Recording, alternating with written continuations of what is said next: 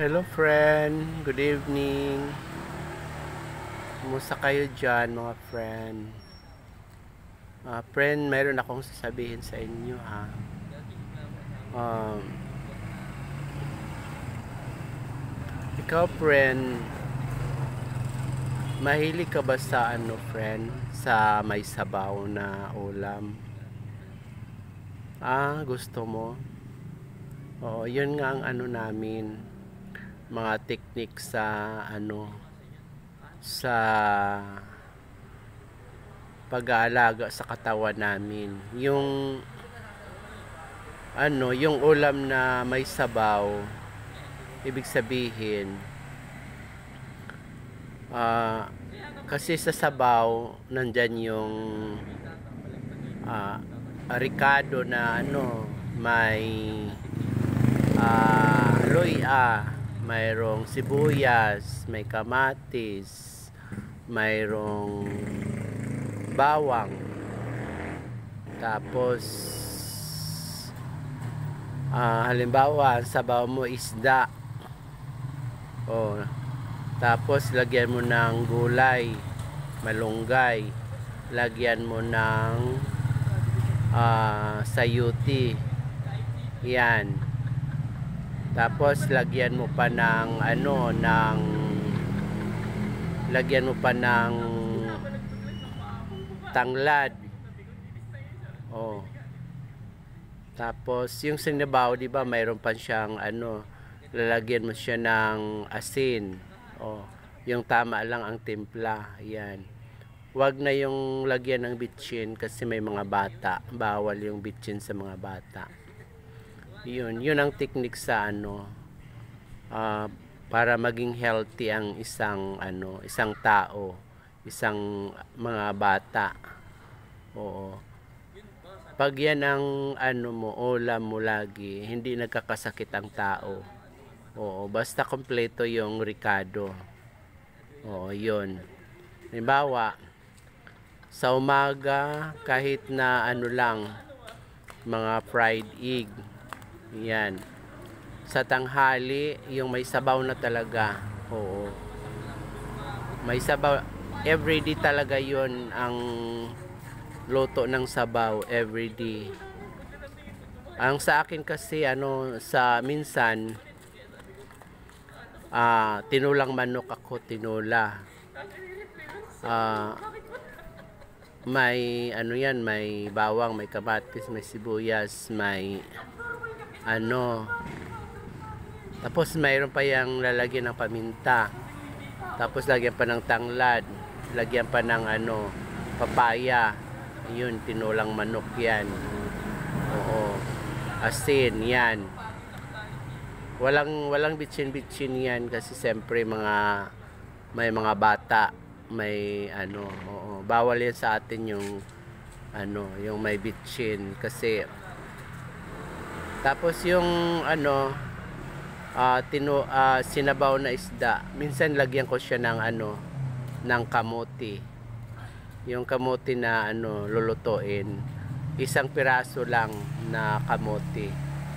Yan, may kamote na, may tanglad pa, may malunggay pa, may sayote, may luya, yan, may sibuyas, may kamatis, may bawang at asin. Yan, kompleto na yan. Pag nahigop yan ng ng mga bata, nahigop ng mga mama at saka papa at saka mga kapatid mo, pag yan ang tanghalian, ang may sabaw talaga sila, hihigop. Kung hindi hihigop yan sa ihalo sa sa kanin. Yung bibi kailangan may sabaw din yung kinakain nila. Para once na ma-absorb yan sa katawan mo, yung may sabaw na yun, yung isang tao hindi nagkakasakit. Yan, technique yan. Yan ang yung isang bagay lang na na isang recipe, yung may sabaw, tinulang manok. Yan, yung kompleto ang ricado ha. Yan, pag once na nahigop yan ng isang tao, nahigop ng bata, may na isasabaw sa kanin, maging healthy yung bata. Hindi siya nagkakasakit. Yan. Doon sa mga mga friends natin, yan lang ang ninyo recipe. Oo. Ako kasi kailangan ang recipe, ako ang naglalagay ng mga minsan pag walang kamote, nilalagay ko sa may sabaw ay yung gabi. Oo. Gabi basta, or gabi, or dahon ng ampalaya. Oo, yun, yung may sabaw. Para siya, healthy yung yung baby or mga adult or senior citizen. Oo, hindi sila nagkakasakit. Oo, basta may sabaw lagi. Oo. Sa tanghali mayroong bahala ng sa hapon, kahit mga itlog na lang na pinirito na itlog, or mga basta sa tanghali may sabaw talaga. Yun ang technique doon. Oo. Hindi ka kailangan nandoon yun, nahihigop mo yung nahihigop mo yung sabaw na yun. Kasi kompleto ang recipe noon. Oo. Yan. Lahat ng ng organs mo gumagana kasi complete recipe na yun. Nandoon na yung mga nahihigop mo na yung lalo na sa mga bata. Oo. Wag mo lang pakainin ng mga anak mo ng yung may baboy, bawal yun. Oo. Kailangan isda at saka lang, tinolang manok.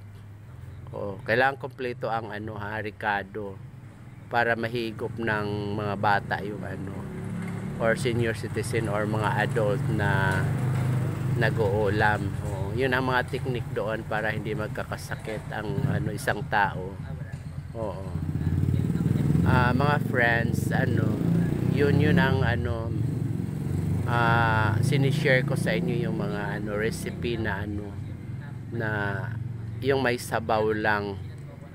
Oo. Kailangan humigop kayo na medyo mainit-init pa yung ipasabaw mo sa mga mga anak mo, mga estudyante mo, sa senior citizen, yan. Kailangan sa tanghali maka-absorb ng sabaw sa katawan natin. Sa umaga pwedeng gatas, tapos pandesal. Kahit sa gabi kahit na na lang, fried egg or fried fish. Basta sa tanghali may sabaw talaga. Kailangan kompleto ang recipe ha, mga ricado ha, para maging healthy ang pamilya mo. Healthy ang mga kapatid mo, healthy ang mga baby, healthy ang senior citizen, healthy ang ang mga adult. Yan, may sabaw talaga lagi sa tanghali. Thank you mga friends. Yung talaga mga friends, yung inoobserbahan ko yung yung pagluluto ng kailangan ang sa akin kasi na kahoy ang gamit ko or oling, kasi mayroon kasi akong sa ko sa squatter, mayroon kasi katabi ako ng bakanting lote. So nagkadikit yung bahay ko sa bakanting lote. Wala pa naman yung may-ari na sa kabila, bakanting lote. Kaya pwede ako magluto ng ng pwedeng uling, pwedeng kahoy. Oo. Niloto ko ng mabuti ang may sabaw na isda at saka tinola. O ayusin pagluto. Tapos kailangan ang luto nyo hindi maalat. Yung tama lang. Alam mo ang tama lang na ano, once na pag nahigop mo yung sabaw, wala kang maramdaman na alat. Ibig sabihin, parang tama lang yung ano, timpla. Ibig sabihin, pag higop mo, walang alat na maramdaman. Ang mga ricado ang naramdaman mong ano, ang paghigop mo na parang fresh na pag-inom mo, paghigop sa sabaw. Nalasahan mo yung lasang isda, lasang kamatis, yan. Yun ang perfect na ano. Tapos may tanglad pa. Oh. Yung lahat ng mga ricado yan, mga ano yan, mga pang-healthy. Pang-healthy yan sa katawan natin. Gumagana yan sa katawan natin. Oo. Bye-bye mga friends.